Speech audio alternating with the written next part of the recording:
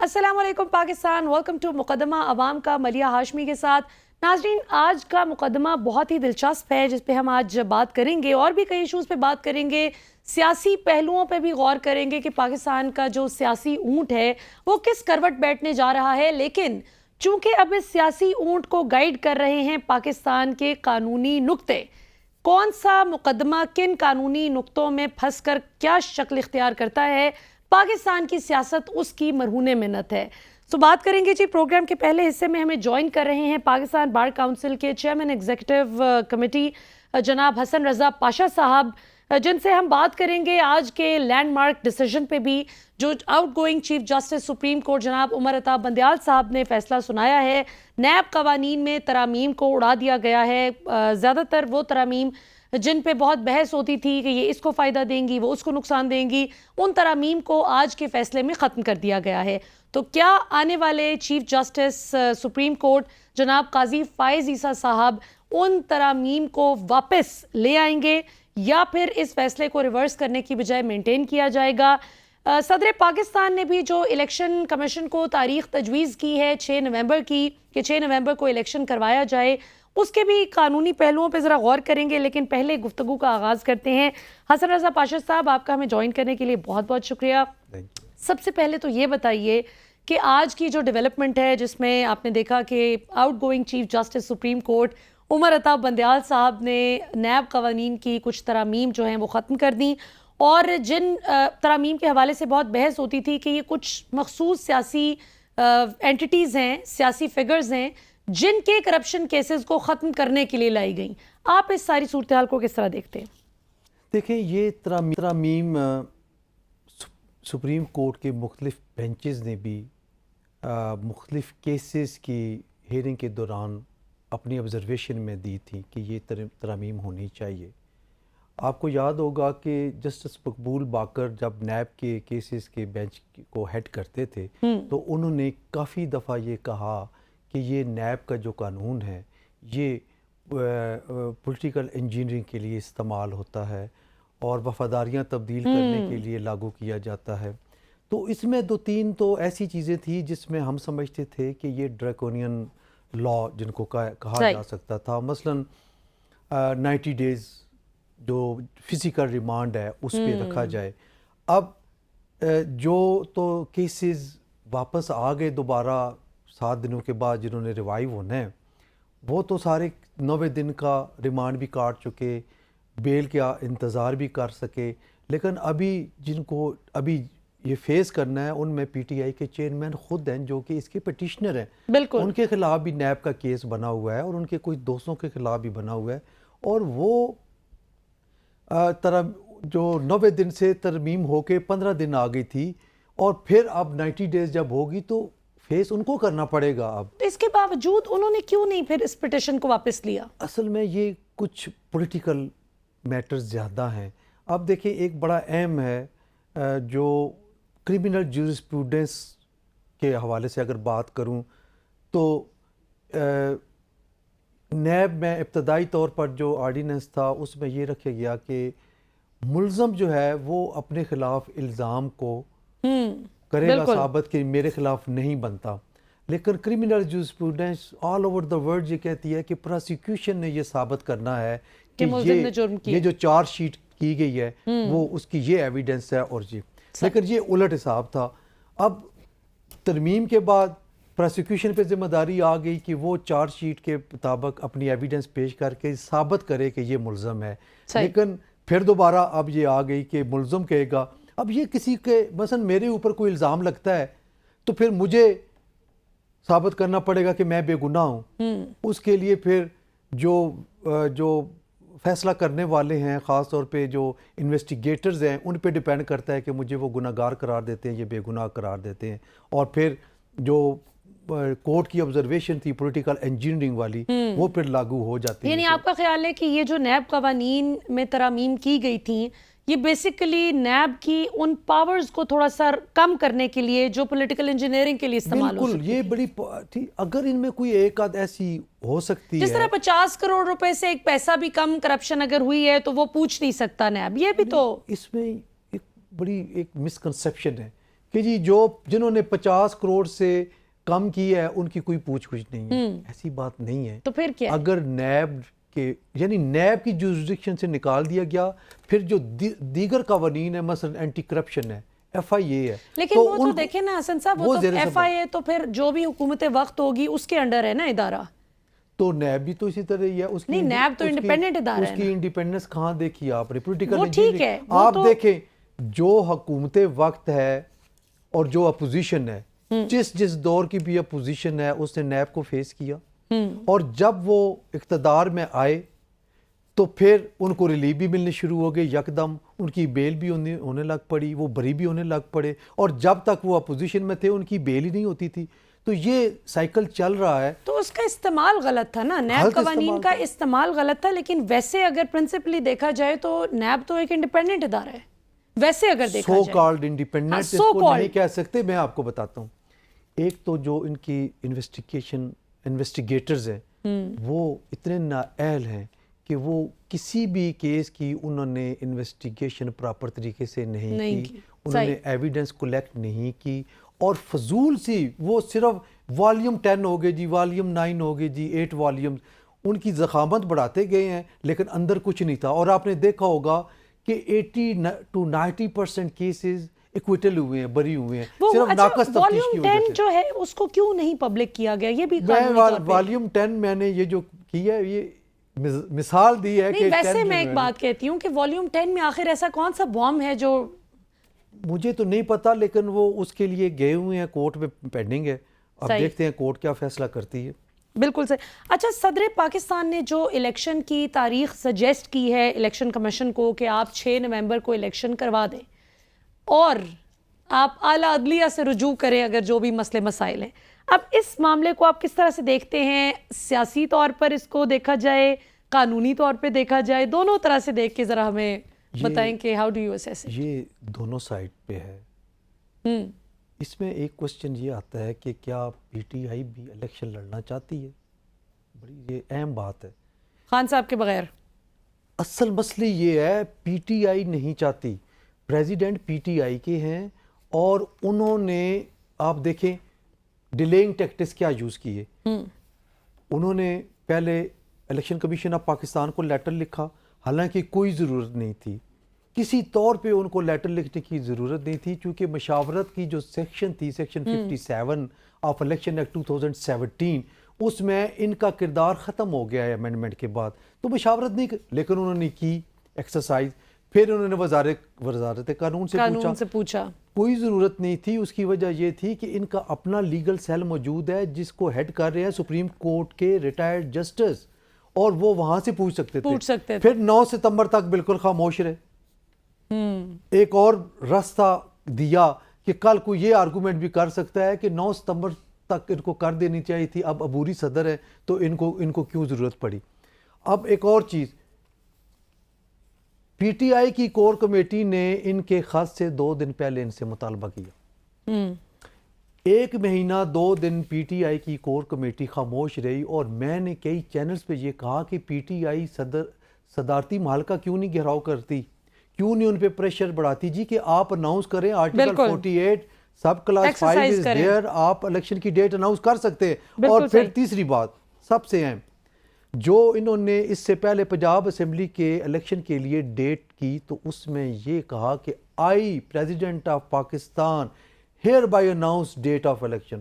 Order تھا، یہاں پہ سجیسٹ، یہاں پہ کہہ رہے ہیں ہونا چاہیے، شوڈ بی. تو یہ چیز نیم دلی، یعنی آپ کو لگتا ہے کہ دونوں طرف وہ خوش رکھنا چاہ رہے ہیں کہ ادھر بھی اور ادھر بھی؟ میں کہتا ہوں ایک فریق کو خوش رکھ رہے ہیں اور دوسرے کو اب راضی کرنے کی کوشش کر رہے ہیں. خوش تو دونوں کو نہیں رکھا جا سکتا نا، ایک راضی ہوگا ایک خوش ہوگا. ساس اور بہو میں سے کوئی ایک ہی ایک وقت میں خوش رہ سکتا ہے. ایسے ہی. اچھا، عبوری صدر کی کیا قانونی بحث ہے حسن صاحب؟ یہ تھوڑا سا.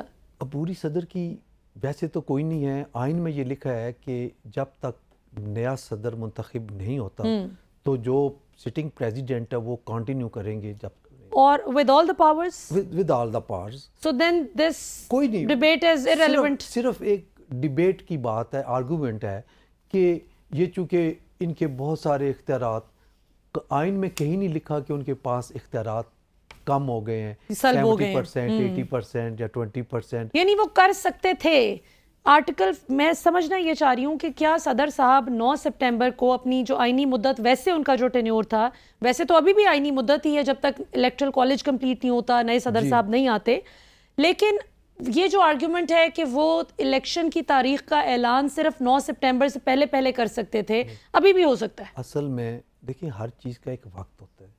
ان کو اصولی طور پہ الیکشن کی ڈیٹ اس وقت اناؤنس کر دینی چاہیے تھی جب انہوں نے کیبنٹ سے بہت لیا, اور ویری نیکسٹ ڈے ان کو اس انداز میں ڈیٹ اناؤنس کرنی چاہیے تھی جس طرح پہلے کیا. نمبر 1. نمبر 2, ان کا یہ جسٹیفیکیشن کہ پہلے بھی نہیں کیا تو اب نہیں کریں گے, نہیں, جو آپ کی آئینی ذمہ داری ہے آپ نے اس کو پورا کرنا ہے.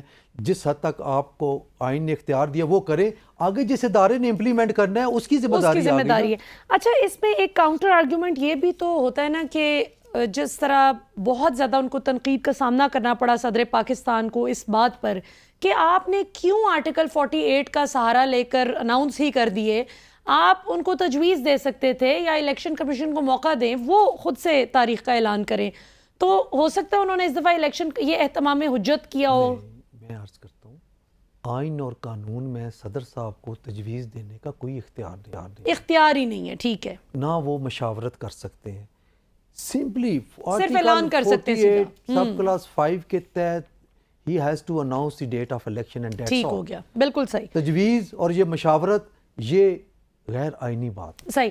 اچھا, ایک تو حسن صاحب چیز ہوتی ہے جو آئینی اور غیر آئینی ہے, قانونی اور غیر قانونی ہے. ایک ہوتا ہے کہ آپ کے نارمز کے تھوڑا سا اگینسٹ جاتی ہے بات. مثلاً اب جیسے آپ نے فرمایا کہ مشاورت کا اتنا کوئی آئین اپریشیٹ نہیں کرتا کہ صدر صاحب مشاورت کریں اس معاملے میں, کرنا ہے تو سیدھا سیدھا اعلان کر دیں. لیکن ہم دیکھتے ہیں کہ ایک طرف صدر صاحب بلاتے ہیں چیف الیکشن کمشنر سلطان سکندر راجہ صاحب کو ملاقات کے لیے, لیکن اسی روز امریکی سفیر ڈونلڈ بلوم سے ملاقات ہوتی ہے چیف الیکشن کمشنر کی, اور تھوڑی ہی دیر بعد جیسے ہی ملاقات ختم ہوتی ہے ساتھ ہی ذرائع کے مطابق میڈیا پر خبر فلوٹ کر دی جاتی ہے کہ چیف الیکشن کمشنر نے انکار کر دیا ہے صدر صاحب سے مشاورت کے سلسلے میں ملنے سے. اس کو آپ کس طرح سے دیکھتے ہیں؟ جین میریٹ جو ہیں وہ بھی اب شکایت کر رہی ہیں کہ پاکستانی عوام مجھے بہت ٹارگٹ کر رہی ہے, ٹویٹر پہ تنقید کا نشانہ بنا رہی ہے, جبکہ کینیا کے حوالے سے جو خبریں تھیں کہ پہلے وہ وہاں پہ پوسٹڈ تھیں اور ریگنگ کے حوالے سے جو الزامات تھے ان پر, اس کو آپ کیسے دیکھتے ہیں؟ شفافیت پہ تو سوال اٹھ جائے گا. میں سمجھتا ہوں ذاتی طور پر کہ الیکشن کمیشن آف پاکستان کا اس حوالے سے رویہ مناسب نہیں تھا. دیکھیں, سپریم کمانڈر ہیں, اسٹیٹ کو ریپریزنٹ کرتے ہیں پریزیڈنٹ آف پاکستان. بالکل, انہوں نے ایک لیٹر لکھا اہتمام حجت کرنے کے لیے سے, بالکل آپ کو ریفیوز نہیں کرنا چاہیے تھا. آپ تشریف لاتے, ان سے میٹنگ کرتے اور وہاں پہ کہہ دیتے اسٹریٹ اوے کہ سر آپ کے پاس نہیں, اختیار میرے پاس ہے. تو یہ ایک عزت رہ جاتی, ایک عہدے کی تکریم رہ جاتی. دونوں کانسٹیٹیوشنل پوسٹ ہیں, چیف الیکشن کمیشنر بھی کانسٹیٹیوشنل اور صدر پاکستان اور صدر پاکستان بھی. اور پھر سونے پہ سہاگا یہ کہ آپ اس وقت اس دن آپ امریکن ایمبیسیڈر کے ساتھ مل رہے ہیں, تو کیا میسج دنیا کو دے رہے ہیں آپ؟ بالکل. اور ویسے اگر الیکشن کے حوالے سے اگر مل رہے ہیں تو آپ کو ریفیوز کر دینا چاہیے تھا. کیوں ملنا چاہتے ہیں؟ آپ کی ساورینٹی کا سوال ہے. کیا آپ نے ان سے کوئی انسٹرکشنز لینی تھی؟ یہ تو نامناسب ہے. اور امریکی سفیر کو بھی چاہیے تھا کہ اگر آپ سمجھتے ہیں کہ کچھ معاملات کیا گلوبل رسپانسبلٹی آپ کی, تو اس کے اور بھی طریقے ہیں, لیکن اس طریقے سے ڈائریکٹلی آپ کو یہی تصور کیا جائے گا کہ آپ اپنے من پسند فیصلے ٹھونسنا چاہتے ہیں, اور مناسب نہیں ہے یہ. اور پھر جین میریٹ بھی گئیں, برطانوی سفیر جو ہیں ان کی بھی ملاقات ہوتی ہے. اچھا, ڈونلڈ بلوم صرف چیف الیکشن کمشنر تک ہی نہیں, ان کی جو دلچسپی وہاں تک محدود نہیں ہے, آئی جی صاحب کو بھی وہ ملنے گئے, پولیس ہیڈ کوارٹرز کا بھی وہ دورہ کر رہے ہیں. مطلب یہ آپ نے اپنی کریئر میں, تھرو آؤٹ یور کریئر, آپ نے کبھی دیکھا ہے کہ اتنا کھل کھلا کے امریکہ برطانیہ کے سفیر جو ہیں وہ ہمارے اداروں کے ریپرزینٹیٹیو سے یوں مل رہے ہوں, جبکہ میڈیا بھی آزاد ہے اور بات باہر آ جاتی ہے؟ اصل میں یہ ہے کہ پہلے اس قسم کی میٹنگز ہوتی تھیں, ان کا چرچہ نہیں ہوتا تھا.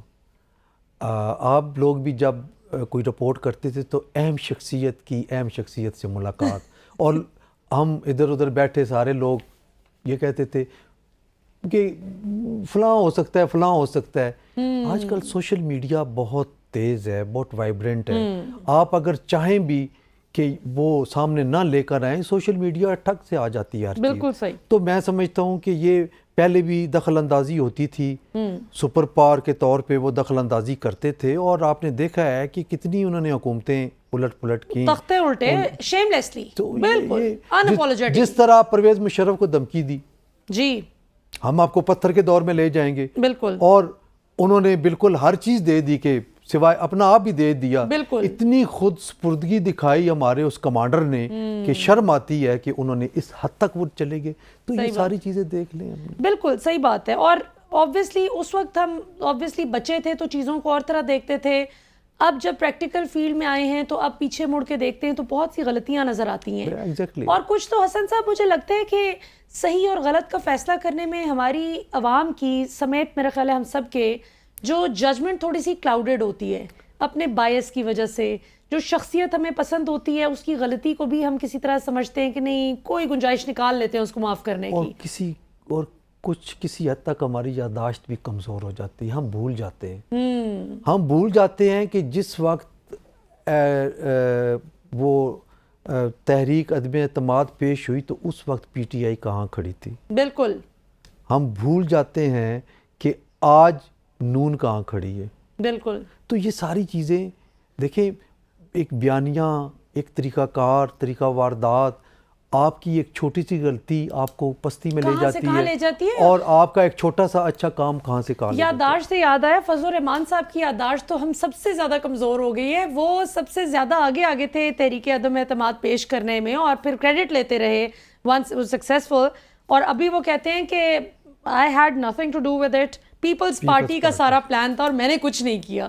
اچھا حسن رضا پاشا صاحب, چونکہ وقت کی قلت ہے, آخری سوال آپ سے کرنا چاہوں گی بریک پہ جانے سے پہلے. یہ بتائیے کہ اب نیب قوانین میں جو ترامیم کا معاملہ ہے, اس کو جاتے جاتے عمر عطا بندیال صاحب بطور چیف جسٹس سپریم کورٹ اس معاملے کو اڑا گئے ہیں, اور یہ 2-1 سے فیصلہ آیا ہے. آپ کیا سمجھتے ہیں, آپ کی کیا پریڈکشن ہے, کیا اسیسمنٹ ہے کہ کیا قاضی فائزہ صاحب آپ کو لگتا ہے کہ اس کو مینٹین کریں گے, مینٹینڈ رہنے دیں گے, یا پھر اس کو ریورس کرنے کی آپ کو لائکلیہڈ لگتی ہے؟ اور دوسرا یہ کہ اگر یہ اس کو نہیں اڑایا جاتا اس فیصلے کو, اور یہ برقرار رہتا ہے اور فیصلے کی بجائے نیب ترامیم کو اڑانا ہی جو ہے فائنل فیصلہ برقرار رہتا ہے, تو اس سے فائدہ کون اٹھائے گا؟ دیکھیں, فائدہ غیر سیاسی قوتیں اٹھائیں گی, اور ان ڈیموکریٹک جو ہیں, آپ دیکھیں ہو سکتا ہے کچھ کیسز صحیح ہوں, یہ بالکل کہہ دینا کہ جی سارے پولیٹیکل وکٹمائزیشن ہے, ایسی بات نہیں ہے, کچھ صحیح بھی ہوں گے. لیکن میں سمجھتا ہوں کہ اس وقت یہ پریڈکٹ کرنا کہ قاضی فائزہ صاحب اس کو انڈو کر دیں گے, یہ بھی پری میچور ہے. ریویو پٹیشن آئے گی, اور as per supreme court practice and procedure act جو کہ 18 کو فکس ہو گیا ہے, اور پہلا کیس ہی یہ فکس ہوا ہے, اس میں چونکہ ہم بھی ہیں, پاکستان بار کونسل بھی ہے, ہمیں بھی نوٹس آیا, اور ساتھ یہ بھی انسٹرکشنز آئی ہیں آفس کی طرف سے کہ نو ایڈجرنمنٹ, کیس کی ہیئرنگ ہونی ہے. اب اس کے ظاہر ہے انہوں نے کرنی ہے, اور پھر آگے ریگولر بینچز بنانے ہیں, تو ریویو کی آپشن کھلی ہے. اگر وہ برقرار رہ جاتا ہے, سٹے ختم ہو جاتا ہے, تو پھر ایک لارجر بینچ سنے گا. اور میں سمجھتا ہوں کہ اس وقت اس کیس کی سماعت کے دوران 2 سے زائد مرتبہ اوپن کورٹ میں جسٹس منصور علی شاہ جو اس بینچ کے ممبر تھے, انہوں نے مطالبہ کیا تھا کہ فل بینچ ہونا چاہیے اس پہ, تو لازمی طور پہ فل بینچ بنے گا. تو وہ میرا خیال ہے کہ وہ فیصلہ زیادہ افیکٹو ہوگا ریویو والا. اور وہ 18 تاریخ کو جو سماعت ہونے جا رہی ہے پریکٹس اینڈ پروسیجر بل کی منڈے کو, آپ کو لگتا ہے کہ یہ فیصلہ یہ دونوں ایک دوسرے پہ اثر انداز ہو سکتے ہیں معاملات؟ نہیں, یہ بات نہیں ہے, اس کی اپنی ایک ہے. وہ دیکھیں, وہ ایک انٹرسٹنگ بات آپ کو بتاؤں کہ فرسٹ ٹائم لا منسٹری نے اس بل کے حوالے سے پاکستان بار کونسل کے ساتھ 2 سے 3 میٹنگز کیں اور ہماری ان پٹ لی, کیونکہ ہم سمجھتے ہیں کہ یہ پچھلے 20 سال سے لائرز اکراس دی پاکستان اور بار کونسلز اور بار ایسوسیشن کے مطالبے رہے ہیں کہ 184(3) کی اپیل ہونی چاہیے، ریویو اس طرح ہونا چاہیے، وکیل کرنے کی اجازت ہونی چاہیے، آرٹیکل 10A کی خلاف ورزی ہے، یہ ساری چیزیں.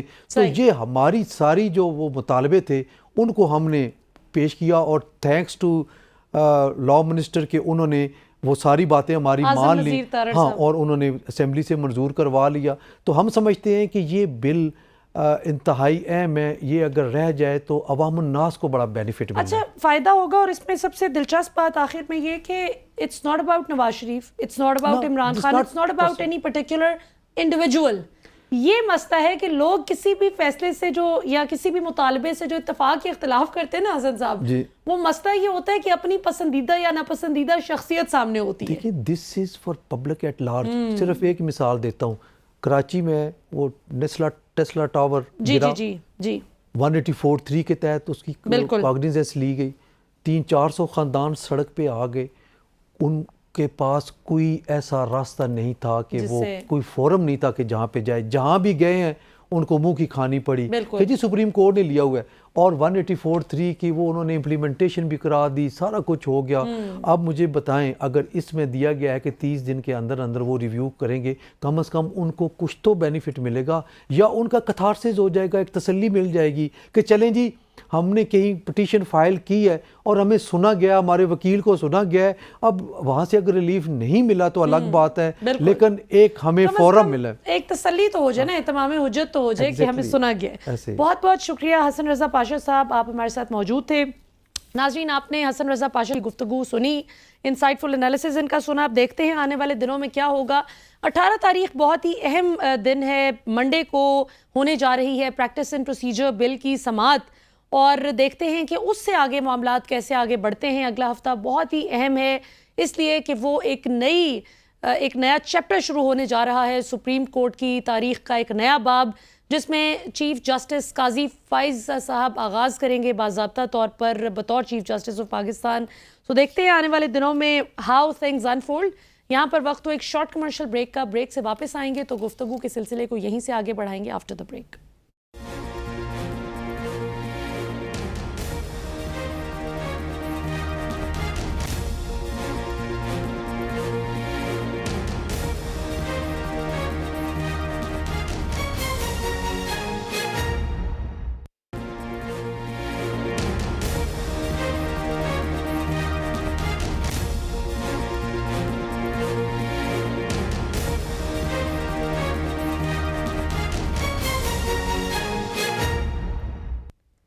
ویلکم بیک ناظرین.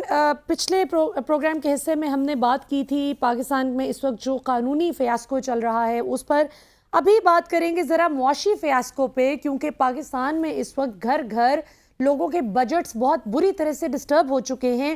جو حکومت آتی ہے وہ بہتری کا وعدہ کر کے آتی ہے اور عوام کی حالت پہلے سے بھی زیادہ دگرگوں ہو جاتی ہے. آج حالات یہ ہیں کہ کوئی کسی پولیٹیکل پارٹی کو لاکھ سپورٹ کرتا ہو، ڈیپ ڈاؤن ان سائڈ لوگوں کے اندر ایک مایوسی ہے کہ کیا پاکستان کا معاشی نظام کبھی ٹھیک ہو بھی سکے گا یا نہیں. اس حوالے سے ذرا بات کرتے ہیں. جی ہمیں اس سیگمنٹ میں جوائن کر رہے ہیں پاکستان کے ممتاز ماہر معیشت اور فارمر فائنانس منسٹر جناب ڈاکٹر سلمان شاہ صاحب. ڈاکٹر صاحب ہمیں جوائن کرنے کے لیے بہت بہت شکریہ. سب سے پہلے تو یہ بتائیے گا کہ یہ جو تیزی سے اوپر جاتا ڈالر ٹرپل سینچری مکمل کر گیا، ڈار صاحب جاتے جاتے تقریباً پاکستان کو اتنا تحفہ دے کر گئے کہ بالکل 300 کی نہج پر پہنچا کر گئے ڈالر کو. جو کہتے تھے کہ 100 روپے تک لے آؤں گا، 150 تک لے آؤں گا، اب وہ کہتے ہیں کہ دیگر کچھ قوتیں ایسی تھیں عالمی سطح پر جن کو خوف تھا کہ کہیں میں 200 تک نہ لے آؤں اس ڈالر کو. اور حالات یہ ہیں کہ اب ڈالر نے 300 کی شکل دیکھ لی ہے. یہ اچانک سے جو بریک لگا ہے یہ بہت انٹرسٹنگ ہے کہ اچانک سے ڈالر کا ریٹ کچھ نیچے آیا. پہلے تو یہ فرمائیے گا کہ آپ اس کو کس طرح سے دیکھتے ہیں؟ کیا یہ آرٹیفیشل ایکسرسائز ہوئی ہے کوئی یا نیچرلی نیچے آیا ہے؟ نہیں دیکھیں، ایڈمنسٹریٹو جب بھی آپ ایکشن لیتے ہیں تو اس کا امپیکٹ ضرور ہوتا ہے، اور یہ ہم نے ڈالرز کی مارکیٹ میں بھی دیکھا ہے. اگر آپ چینی کی مارکیٹ دیکھیں اس میں بھی ہوتا ہے، آٹے کی مارکیٹ میں بھی ہوتا ہے. تو جس جگہ پہ بھی آپ جب ایڈمنسٹریٹولی کوئی چیز انفورس کرتے ہیں جس کی وجہ سے یہاں اس کی سپلائی میں اضافہ ہو جائے مارکیٹ میں یا اس کی ڈیمانڈ جو ہے اس کو آپ روکیں تو وہ پرائس افیکٹ ہوتا ہے. لیکن سوال یہ پیدا ہوتا ہے کہ یہ لانگ لاسٹنگ ہوگا کہ نہیں. تو اکنامک جو پلیئرس ہیں پاکستان کے، لیٹ سے ڈیسیژن میکرز، ان کے لیے یہ بہت اچھی اپرچونٹی ہے کہ یہ تھوڑی سی جو روپے کی قیمت میں اسٹیبلٹی آئی ہے، اس کو پرولونگ کرنے کے لیے اب اپنی پالیسیز بھی دیکھیں آئیں جو اکنامک پالیسیز ہوں، نہ کہ وہ ایڈمنسٹریٹو پالیسیز ہوں. سو ایڈمنسٹریٹو ایکشن پہ آپ انحصار تھوڑی دیر کے لیے کر سکتے ہیں بٹ لانگ ٹرم نہیں کر سکتے. صحیح. مثلاً اگر ہم اسمگلنگ کے اوپر ایکشن لیا ہے لیکن اس کے پیچھے پوری افغانستان کے ساتھ جو ٹریڈ ہے پاکستان کی، وہ اس میں اصل چیز ہے، اور اس ٹریڈ کو جب تک ہم صحیح طریقے سے نہیں کر پائیں گے، ایک جیسے کہنا چاہیے وائٹ طریقے سے نہیں کر سکیں گے بٹ وہ اسمگلنگ میں ہی رہے گی، تو پھر یہ چیزیں بار بار ہوتی رہیں گی. سو بالکل آئی صحیح. تھنک کہ ہمیں یہ ساری چیزوں کے لیے جو ایک ہمیں مہلت ملی ہے ایڈمنسٹریٹو ایکشن کی وجہ سے، جو میرا خیال ہے کہ بالکل اب ختم ہو گئی ہے، اب اس کو آپ نے ری انفورس کرنا ہے positive action, economic policy actions. اور اس کے لیے ہمیں یہ دیکھنا ہے کہ ہماری اکانومی میں مشکل کیا چیز ہے. میرا خیال ہے کہ 3 بہت بڑے ایشوز ہیں پاکستان کی اکانومی میں جو بڑے دیر سے چل رہے ہیں. نمبر 1 ایشو ہے مالیاتی خسارہ، یعنی کہ ہماری حکومت کا ہجوم جو ہے وہ بہت بڑا ہے، وہ بہت زیادہ خرچے کرتی ہے، اور وہ جو خرچے کرتی ہے وہ بیسکلی ریونیوز نہیں جنریٹ کرتی اور وہ قرضوں پہ کرتی ہے، اور قرضے ہم نے اتنے زیادہ لے لیے ہیں کہ اب اور کوئی قرضے ہم لے نہیں سکتے. تو یہ نمبر 1 ایشو تو ہے حکومت کی appetite to just spend lot of money. تو وہ ابھی تک کوئی فائنینس منسٹر، ایٹ لیسٹ پچھلے 2-3 فائنینس منسٹر اگر آپ دیکھ لیں، مفتاح اسماعیل اور اس کے بعد دار صاحب اور اس کے بعد شمشاد اختر صاحب، یہ تینوں نے ابھی تک یہ اخراجات کے اوپر ہاتھ نہیں ڈال سکے.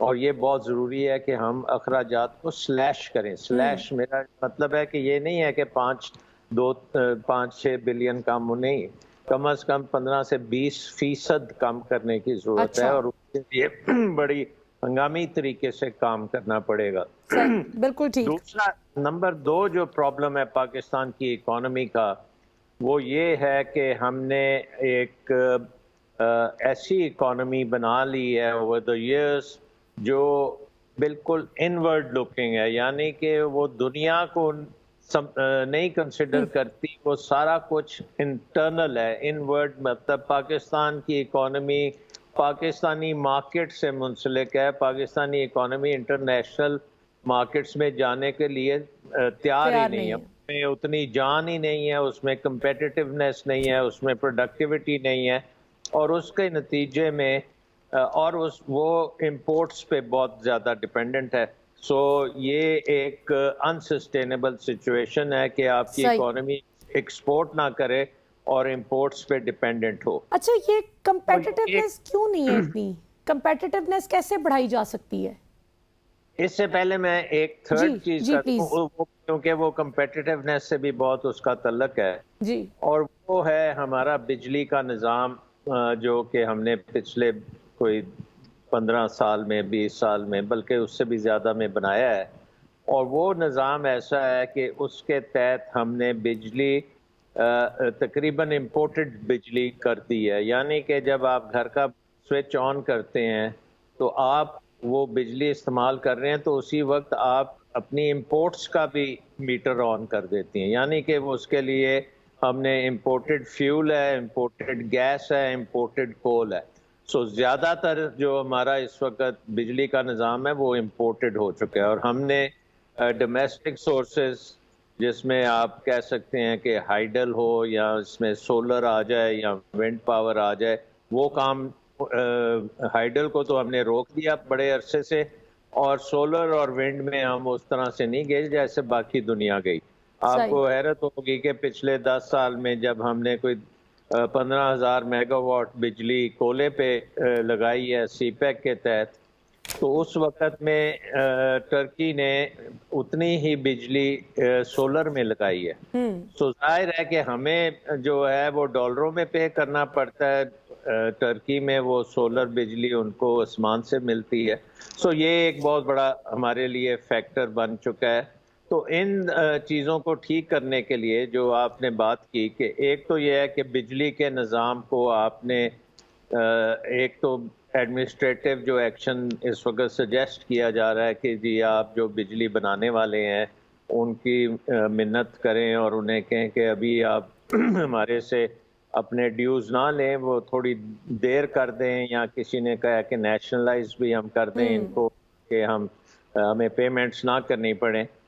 لیکن یہ جو ہے معاملہ آپ کو اس وقت تک یہ آپ کے گلے پڑے رہے گا جب کہ یہ ہم نئی بجلی جو ہے وہ ہم سولر پہ نہیں لے کے جاتے، نئی بجلی ہم ہائیڈل پہ نہیں لے کے جاتے، اور ایسی سورسز بنائیں اگلے 5-10 سال میں کہ جو ڈومیسٹک ہوں رادر دین امپورٹڈ. بالکل اینڈ ان صحیح. دا مین ٹائم جی. یہ ایڈمنسٹریٹولی کوئی اگر ہم وے آؤٹ کر لیں تو وہ ہم کر لیں. اب میں آپ کی بات آ جاتا ہوں کمپیٹیٹیونیس کی بات. اب دیکھیں سب سے جو نقصان مہنگی بجلی کا ہے وہ آپ کی آتی ہے کمپیٹیٹیونیس کے اوپر. اگر ہماری ٹیکسٹائل انڈسٹری کو بھی دیکھیں تو جس وقت یہ ہم نے گلوبل مارکیٹس میں جانا تھا، اپنے ایک ڈی ریگولیٹ ہوئی تھی ٹیکسٹائل ٹریڈ تقریباً 2006-2007 میں، یہ ایک ہمیں موقع ملا تھا کہ انٹرنیشنلی ہم جا سکیں. تو اسی وقت سے آپ نے دیکھا کہ ہماری جو ان پٹ کاسٹ ہیں وہ بہت زیادہ تھیں، اور پرٹیکولرلی جو ہماری جو بجلی کی قیمت ہے وہ یا بہت زیادہ. انرجی کی قیمت بالکل. ہے وہ بہت زیادہ ہے compare to China, compare to India, Bangla compare Desh. To Bangladesh, even compare to Vietnam. تو یہ بھی کنیکٹڈ ہے. سو ہمارا بجلی کا نظام اور انرجی کا نظام ہماری ان کمپیٹیٹیونیس کو بھی افیکٹ کرتا ہے. اور دوسرا پرابلم ہمارا جو ہے پروڈکٹیوٹی کا ہے کہ ہماری ٹیکنالوجی لیول جو ہے مینوفیکچرنگ میں وہ خاصی لو ہے. اور ہمارے اگر آپ دیکھیں ایکسپورٹس کے لیے اگر کوئی الیکٹرانک چیزیں نہیں ہم بناتے، مینوفیکچرنگ میں تھوڑے سرجیکل گڈس ہیں بالکل. وہ بھی لو اینڈ آئٹمز ہیں جس کی ٹیکنالوجی اتنی سوفسٹیکیٹڈ نہیں ہے. تو ہمیں ٹیکنالوجی جو ہے وہ اڈاپٹ کرنی پڑے گی، اڈیپٹ کرنی پڑے گی، اس کو انڈکٹ کرنا پڑے گا. اور یہ بڑا ضروری اس لیے ہے کہ ہم دنیا کی 5ویں سب سے بڑی پاپولیشن ہے، اور اگر ہم یہ اپنے ذہن میں ڈال رہے ہیں ایز اے نیشن کہ ہم نے دنیا کی 5ویں بڑی اکانومی بھی بننا ہے، تو پھر ہم اپنے تمام ایکشنز جو ہیں اسی نظریے سے کریں تاکہ ہماری کمپیٹیٹیونیس بڑھے، ہمارا انفراسٹرکچر میں انویسٹمنٹ اسی طرح سے ہو جس سے ہم انٹرنیشنل کمپیٹیٹیونیس آئے، بالکل ہماری صحیح. ورک فورس پہ جو انویسٹمنٹ ہے وہ بھی وہ بڑھے. ایک اچھا، چیزیں سے. اس میں ڈاکٹر صاحب ایک بڑا امپورٹنٹ سوال جو میں آپ سے پوچھنا چاہوں گی، جو کہ ابھی ایک نئی بحث چھڑ گئی ہے جب سے یہ باتیں چل رہی ہیں کہ اکتوبر سے موسٹ لائکلی مارکیٹس کو جلدی بند کرنے کا فیصلہ کیا جا رہا ہے، کہ سردیوں کا جو ٹائم ہے اکتوبر سے لے کے فیبرری تک جلدی مارکیٹس بند ہو جائیں گی، مغرب کے آس پاس ان کو جو ہے شٹ ڈاؤن کر دیا جائے گا تقریباً پوری مارکیٹ کو. اب یہ بتائیے کہ اس فیصلے کو آپ کس طرح سے دیکھتے ہیں معاشی طور پر، کہ کیا اس سے لوگوں کا روزگار متاثر نہیں ہو جائے گا، ٹیکس ریونیو نہیں کم ہو جائے گا جب لوگ سپینڈ ہی کم کریں گے اور دوسری طرف دکاندار کمائے گا ہی کم؟ اس کو آپ کیسے دیکھتے ہیں؟ آلٹرنیٹیو کیا ہے اس کا اگر یہ نہ کیا جائے؟ دیکھیں ایک چیز تو یہ ہے کہ جب آپ ریٹیل کو دیکھتے ہیں تو ریٹیل کے پیچھے جو چین ہے وہ ہول سیل اور پھر پروڈکشن اینڈ مینوفیکچرنگ کی ہے. تو جب ریٹیل کو آپ اس طرح سے ڈسرپٹ کریں گے کیونکہ اگر آپ نے یہ دکانیں بند جلدی کر دیں تو ایڈجسٹمنٹ ہوتے ہوتے بڑا ٹائم لگے گا. اس سے یہ ہوگا کہ سیلز ریٹیل سیلز گر جائیں گی اور پیچھے امپیکٹ آئے گا, ان امپلائمنٹ بھی ہوگی اور وہ چیزیں ساری آپ کو ملیں گی. صحیح. دوسری بات یہ ہے کہ ہمارے جو بجلی کا نظام ہے اس میں ہمیں پتہ ہے کہ ہم نے بجلی استعمال کریں یا نہ کریں ہم نے پیمنٹ تو کرنی ہے, تو پھر جتنی ہم کم بجلی استعمال کریں گے اتنی ہی فی یونٹ پرائس ہماری اور زیادہ ہو جائے گی. سو آئی تھنک کہ بینیفٹ ہمیں کوئی خاص نہیں ملے گا اس چیز کا. ہاں یہ ہو سکتا ہے کہ اگر ہم بجلی کم استعمال کریں تو امپورٹڈ کولے میں کمی آ جائے یا دوسری چیزوں میں آ جائے, لیکن کیپیسٹی پیمنٹس ہماری اسی طرح چلیں گی. سو مارجنل افیکٹ اس کا ہوگا. صحیح. سو بیسکلی آئی تھنک کہ ایک چیز تو یہ ہے کہ ہمیں جو ٹرانزیشن کرنی ہے from this expensive model I P Ps کے ماڈل میں, تو اس کو تو آگے چل کے ذرا تھوڑی ہمیں ٹائم چاہیے. لیکن امیڈیٹلی ہم یہ کر سکتے ہیں کہ آئی پی پیز کو ہم جیسے ایڈمنسٹریٹیولی اب سوچ رہے ہیں کہ تھوڑی بہت اس کو آگے کر دی جائے پیمنٹ, اور یہ جو بجلی کا جو استعمال ہے ایوننگ میں اس کو کرٹیل ہم نہ کریں کیونکہ اس کے اور بڑے امپیکٹس آئیں گے. جیسے پہلے بھی بات کی کہ اس سے ریٹیل سیکٹر بری طرح افیکٹ ہوگا, وہ پھر پوری اکانومی میں اس کا افیکٹ جائے گا اور ان امپلائمنٹ بھی خاصی ہوگی. اچھا ڈاکٹر صاحب, آخری چیز بس کوئکلی آپ سے پوچھنا چاہوں گی, last question. I M F نے جو ابھی پاکستان کو ایک تھوڑی سی بریدنگ سپیس مل گئی, اب آئی ایم ایف کا جو معاملہ ہے اس کو آپ کس طرح سے دیکھتے ہیں؟ کیونکہ یہ جو 9 مہینے تک کا پیکیج ملا تھا جس سے تھوڑی سی سانس بحال ہوئی ہماری معیشت کی, اگر یہ الیکشن جو بتایا جا رہا ہے اور کئی سورسز سے پتہ چل رہا ہے کہ بھول جائیں اس سال فیبرری 2024 تک بھی ہو گئے تو بڑی بات ہے, تو آپ کیسے دیکھتے ہیں اب آگے اگر الیکشن مزید ڈیلے ہو جاتا ہے اور کیئر ٹیکر سیٹ اپ اگر پرولونگ کر جاتا ہے تو پھر آئی ایم ایف کے ساتھ آپ ہمارے معاملات کو پر اس چیز کو کس طرح سے اس ڈیولپمنٹ کو اثر انداز ہوتے دیکھتے ہیں؟ دیکھیں ہمارے ملک کا اس وقت نمبر 1 جو ہے ریکوائرمنٹ وہ ہے انویسٹمنٹ کی. آپ کو پتہ ہے کہ پاکستان میں انویسٹمنٹ جو ہے پیک پہ جب تھی وہ 2006-2007 میں تھی, پریزیڈنٹ مشرف کے وقت میں, جہاں تقریباً ہماری investment to G D P ایک ریشیو ہے کہ آپ کی اکانومی میں انویسٹمنٹ کتنے % آ رہی ہے, تو وہ 23% تک ہم گئے تھے. اس کے بعد 2007 کے بعد ہم نے دیکھا کہ وہ investment to G D P ratio تقریباً 12% پہ آئی, اور پچھلے 10-12 سال میں یہ 12-13-14 بس اسی طرح ہے. اب ہمیں چاہیے انویسٹمنٹ کم از کم 30-32% آف جی ڈی پی ہے. جو بنگلہ دیش میں انویسٹمنٹ ریشیو ہے وہ کوئی تقریباً 35% ہے. انڈیا میں بھی بہت ہائی ہے انویسٹمنٹ. سو ہم نے انویسٹمنٹ لانی ہے. اب انویسٹمنٹ کے لیے آپ کو پولیٹیکل جو ہے نا ایک سٹیبلٹی بھی چاہیے, امن چاہیے, لانگ ٹرم پالیسیز چاہیے, آپ کو کانفیڈنس چاہیے, رول آف لا چاہیے, آپ کے لیگل سسٹم بڑا اچھا چاہیے. سو یہ ساری چیزیں اب ہمیں ضرورت ہے اور بہت اشد ضرورت ہے, کیونکہ آئی ایم ایف کا پروگرام جو ہے یہ ایک صرف ہمیں ٹائم دیتا ہے تھوڑا سا کہ آپ اپنی حالات کو بہتر کر لیں.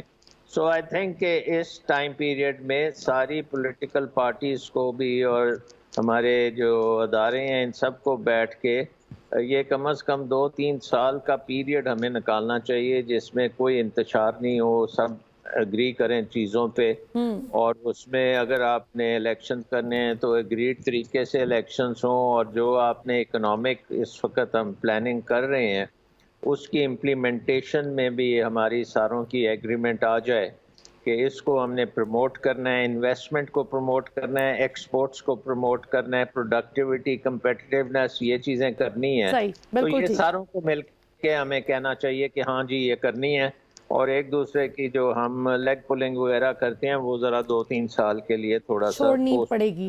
بہت بہت شکریہ ڈاکٹر سلمان شاہ صاحب, آپ ہمارے ساتھ موجود ہیں. آپ نے ڈاکٹر صاحب کا انسائٹفل انالیسس سنا, بہت زبردست بات ڈاکٹر صاحب نے کہی. ویسے تو بہت اچھا انہوں نے اپنا فیکچوئل اسٹیٹسٹیکل انالیسس دیا, لیکن جو آخر میں یہ بات کہی یہ بالکل درست بات ہے کہ اس وقت تمام تر سیاسی اور ہر طرح کے جو آئیڈیولوجیکل ڈفرینسز بھی ہیں ان سب کو we should put them all aside, اور اس وقت ملک کے لیے بہتری سوچنے کی ضرورت ہے. سوچئے کہ بنگلہ دیش جیسے ملک میں اور انڈیا جیسے ملک میں اگر investment to G D P ratio اتنی اوپر ہے اور بنگلہ دیش تو پاکستان سے کم ہے عمر میں، ہمارے ساتھ آزاد ہوا بھارت ہم جتنا ہے اور بنگلہ دیش تو ہم سے بھی چھوٹا ہے، اس کے باوجود یہ دونوں ملک ہمارے ہمسائے میں ہو کر بھی کتنے آگے نکل گئے اور ہم ابھی تک اسی لیگ پولنگ میں پڑے ہوئے ہیں، چاہے انڈیویجول سطح پر آپ دیکھ لیں یا اداروں کی سطح پر دیکھ لیں. مطلب ہر شخص اس وقت ایک ایگو کی جنگ میں جو مصروف ہے کہ تمہاری سیاسی جماعت بری ہے، میری اچھی ہے،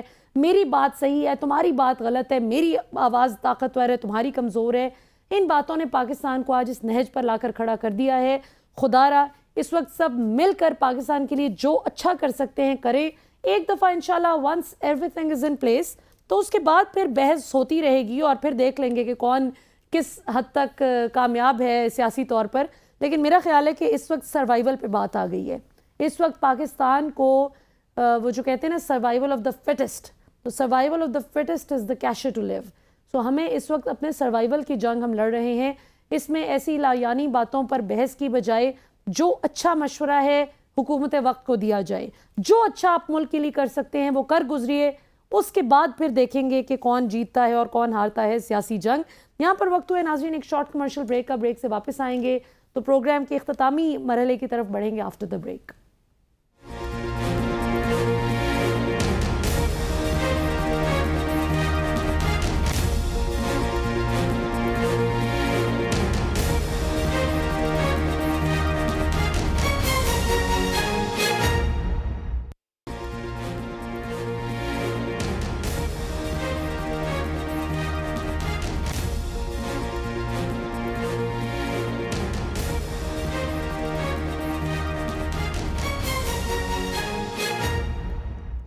ویلکم بیک ناظرین. پروگرام کے آخری اختتامی مرحلے میں ہم بات کریں گے پاکستان کی موجودہ سیاسی صورتحال کی، کہ جس میں اب یہ بہت ہی دلچسپ معاملہ ہے. نواز شریف صاحب نے اعلان کروا دیا ہے شہباز شریف اور مریم اورنگزیب صاحبہ کے تھرو کہ میں 21 اکتوبر 2023 کو پاکستان واپس پہنچ رہا ہوں.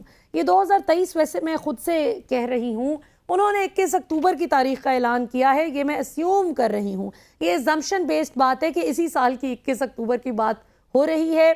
آج جو نیب قوانین میں ترامیم کا معاملہ، جو ترامیم اڑا دی گئی ہیں سپریم کورٹ کی جانب سے، تو دیکھنا یہ ہے کہ اگر یہ ترامیم اب نہیں رہتی اپنی جگہ پر، جو کہ اس فیصلے کے بعد تو فی الحال نہیں رہیں، انلیس کہ یہ فیصلہ چیلنج ہونے کے بعد فل کورٹ سنتی ہے کیا معاملہ ہوتا ہے.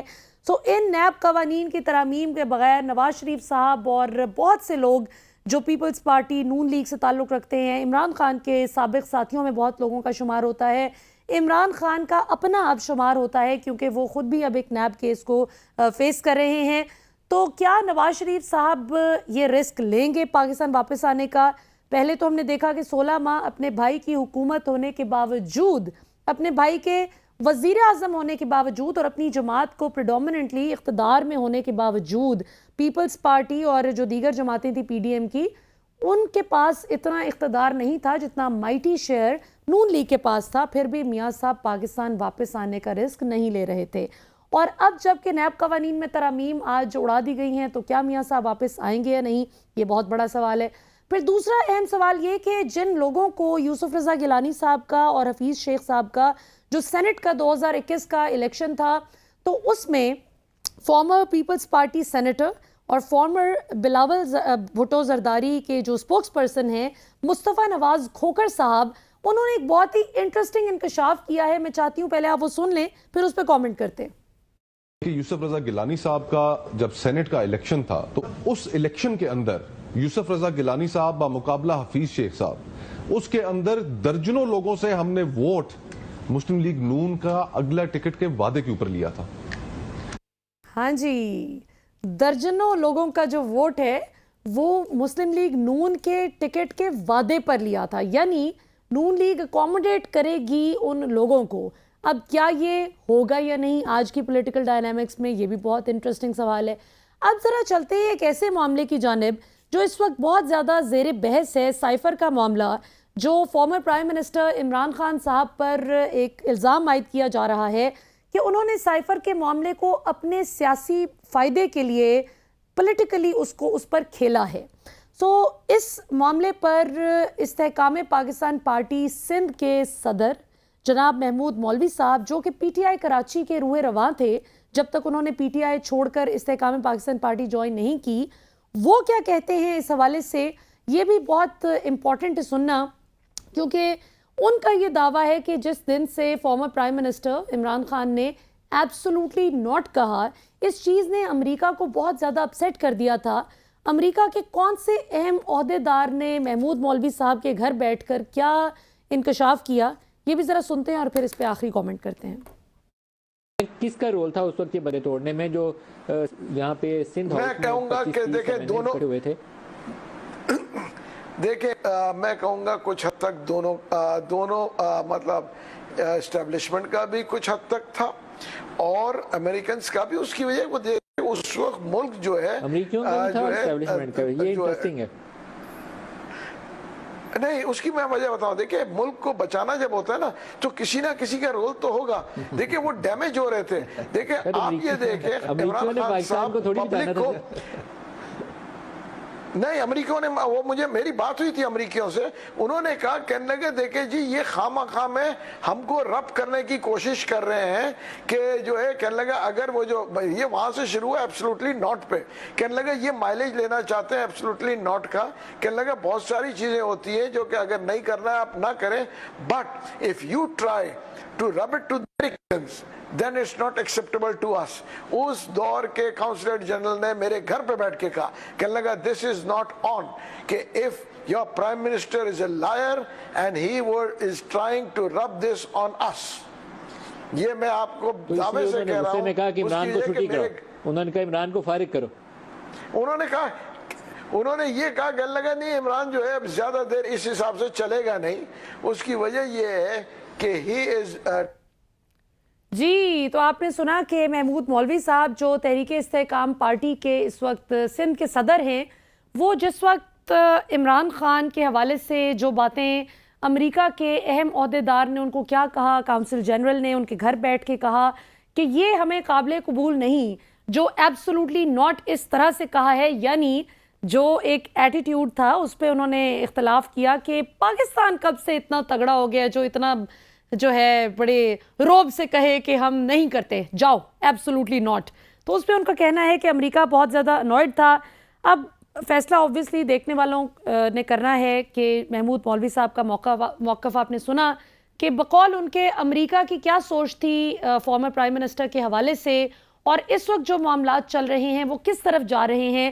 محمود مولوی صاحب کا کہنا تھا کہ ظاہر ہے پاکستان کو بچانا تھا، پاکستان ایک خطرناک راستے پہ جا رہا تھا، تو اوبویسلی پھر جس نے بھی اپنا کردار ادا کیا اس وقت عمران خان کے خلاف تحریک عدم اعتماد لانے میں، تو ان کی نظر میں یہ ایک درست فیصلہ تھا۔ پاکستانی عوام کی نظر میں یہ کیسا فیصلہ رہا، اور پچھلے 16-17 ماہ میں پاکستانی عوام کی معاشی صورتحال کیسی رہی، یہ اوبویسلی آپ اپنے کامنٹ سیکشن میں ہمیں بتا سکتے ہیں۔ آنے والے وقت میں یہ تو چلو جو ہو گیا سو ہو گیا، اب آنے والے وقت میں کیا ہونے جا رہا ہے۔ اس وقت پاکستان کے ویسے تو اصولاً اسحاق ڈار صاحب کو لایا گیا تھا معیشت ٹھیک کرنے کے لیے، لیکن افسوس کے ساتھ جو کام اسحاق ڈار صاحب کو کرنا چاہیے تھا وہ آج پاکستان کی اسٹیبلشمنٹ کو کرنا پڑ رہا ہے۔ سیاستدان تنقید تو بہت کرتے ہیں اسٹیبلشمنٹ پر کہ انہیں یہ نہیں کرنا چاہیے، وہ نہیں کرنا چاہیے، لیکن سیاستدان بھی اللہ کے بندے وہ کام کر کے راضی نہیں جس مقصد کے لیے ان کو عوام کے ووٹ کی طاقت سے لایا جاتا ہے، وہ ہے عوام کو سرو کرنا۔ خاص طور پہ وزارت خزانہ کا تو کام ہی ایک ہے کہ اس نے عوام کے بجٹ کو ٹھیک کرنا ہے، عوام کو نہیں ٹھیک کرنا، عوام کو نہیں سبق سکھانا بلکہ مہنگائی کو سبق سکھانا ہے۔ سو یہ جو $100 بلین کی بات ہے، جو $75 بلین کی بات ہوتی ہے، پچھلے سیگمنٹ میں سلمان شاہ صاحب بھی بات کر رہے تھے، فارمر فائنانس منسٹر، کہ یہ اس وقت سیاست اور سیاسی ایک دوسرے کی لیگ پولنگ کی بجائے اور چھوٹی چھوٹی باتوں پہ سیاست کھیلنے کی بجائے اس وقت اپنا ملک بچانے کی بات ہے۔ تو مجھے اس بات کی خوشی ہے کہ جو ذخیرہ اندوزوں کے خلاف کریک ڈاؤن ہو رہا ہے، مجھے اس بات کی خوشی ہے کہ وہ لوگ جو 2 نمبریاں کر کر کے پاکستانی عوام کا خون چوستے رہے ان پر آج ہاتھ ڈل رہا ہے۔ مجھے اس کی بہت خوشی ہے کہ بالکل ان سب کا احتساب ہونا چاہیے اور ان سب کو پاکستانی عوام کا پیسہ واپس کرنا چاہیے۔ تو اس وقت ظاہر ہے جس پر ہاتھ ڈل رہا ہے اس کی اب اوبویسلی چیخیں تو نکل رہی ہیں کہ ذخیرہ اندوزی کرنے دو، جو ہم غلط طریقوں سے منافع کمانے کے عادی ہو گئے تھے، ہمیں منافع کمانے دو. جب سیاسی طور پر فائدہ ہوتا ہے کسی کی مداخلت کا، اس وقت وہ مداخلت اچھی لگتی ہے، اور جس وقت اس مداخلت سے عوام کو فائدہ ہوتا ہے اور ill gotten wealth واپس عوام کو کرنے کا وقت آتا ہے تو اس وقت دکھ ہوتا ہے. یہ پاکستانی سیاستدانوں کی بھی ایک مختصر سی کہانی ہے ایک جملے میں. ابھی ناظرین پروگرام کا وقت اختتام کو پہنچتا ہے. کل رات 8 بجے انشاءاللہ آپ سے پھر ملاقات ہوگی. ابھی تک کے لیے اتنا ہی. پاکستان ہمیشہ زندہ باد.